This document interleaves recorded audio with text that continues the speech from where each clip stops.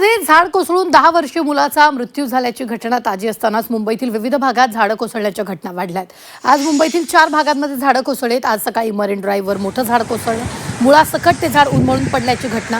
तर जोगेश्वरी पश्चिमेतील एसी रोडवर कोसळलेल्या झाडाखाली टेम्पो आणि विजेचा मीटर बॉक्स दबला गेलाय, मात्र सुदैवानं जीवितहानी टळली आहे। कुर्ला पूर्वेतील नेहरू नगरमध्ये झाड कोसळून अनेक वाहनांचं नुकसान झालंय। तर अंधेरीच्या मरोळ मिलिटरी रोडवर सुद्धा मुसळधार पावसात झाड कोसळल्याची घटना घडली आहे। या सर्व घटनांमुळे मुंबईतील नागरिकांमध्ये भीतीचं वातावरण निर्माण झाले।